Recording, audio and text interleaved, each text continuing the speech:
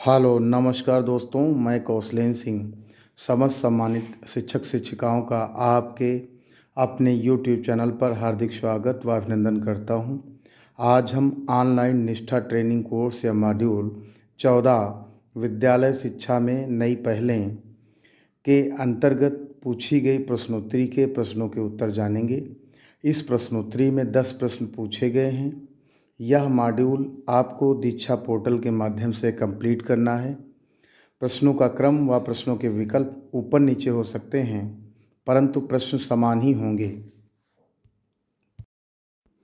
प्रश्नोत्तरी के अंतर्गत पूछा गया जो पहला प्रश्न है वह है कि समग्र शिक्षा किन वर्गों में शामिल है। तो यहाँ पर जो पहला ऑप्शन दिया हुआ है बिल्कुल सही है कि पूर्व विद्यालय से 12वीं तक। इससे आप सेलेक्ट कर लेंगे और अगले प्रश्न की ओर बढ़ जाएंगे। अगला प्रश्न जो है कि समग्र शिक्षा योजना के मुख्य घटक हैं। अगर इस प्रश्न को आपको पूरा पढ़ना है, यहाँ पर 4 ऑप्शन दिए रहेंगे, तो यहाँ पर आपको एरो पे सेलेक्ट करना होगा, टिक करना होगा और आपके सामने स्क्रीन पर पूरा प्रश्न आ जाएगा। तो इस प्रश्न का जो सही ऑप्शन है वह है ये जो अंतिम ऑप्शन दिया हुआ है बिल्कुल ही सही है कि फर्स्ट, सेकंड, थर्ड, फोर्थ और फिफ्थ ये सारे ही घटक इस प्रश्न के आंसर के बिल्कुल ही सही हैं।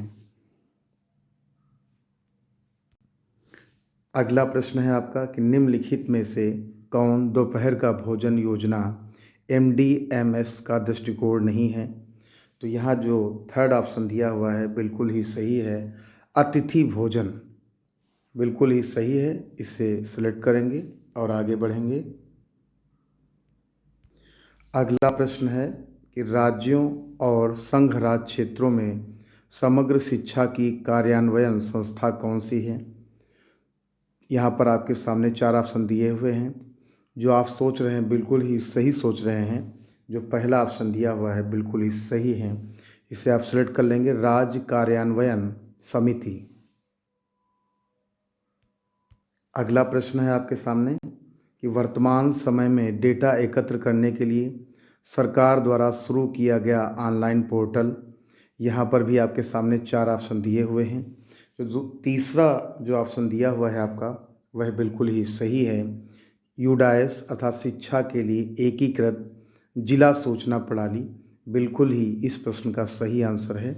इसे आप सेलेक्ट कर लेंगे। अगला प्रश्न है कि प्रारंभिक स्तर पर राष्ट्रीय उपलब्धि सर्वेक्षण NAS किन कक्षाओं में बच्चों की सीखने की उपलब्धि का आकलन करने के लिए किया गया है। तो यहाँ पर जो चौथा ऑप्शन दिया हुआ बिल्कुल ही सही है, कक्षा 3 से लेकर कक्षा 9 तक के छात्रों के लिए।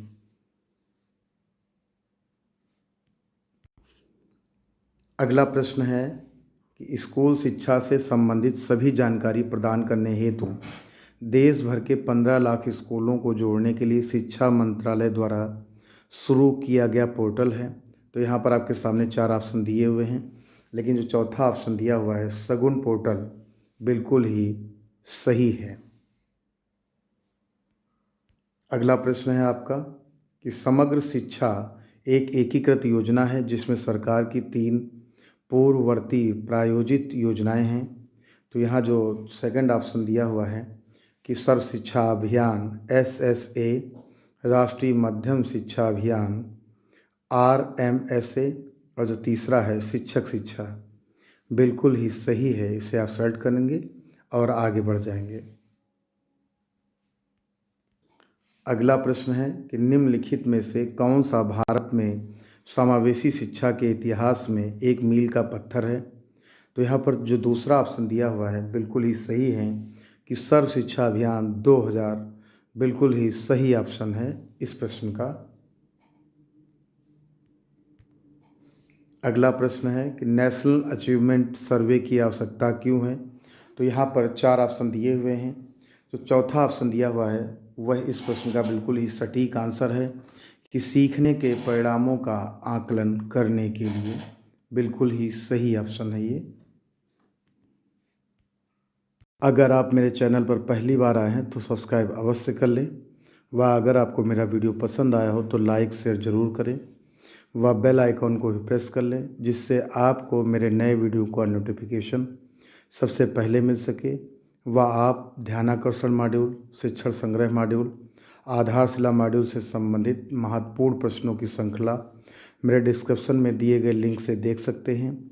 इसके अलावा आप ऑनलाइन निष्ठा ट्रेनिंग कोर्स 1 से लेकर 13 तक की प्रश्नोत्तरी के लिंक भी मेरे डिस्क्रिप्शन में देख सकते हैं। धन्यवाद। नमस्कार दोस्तों।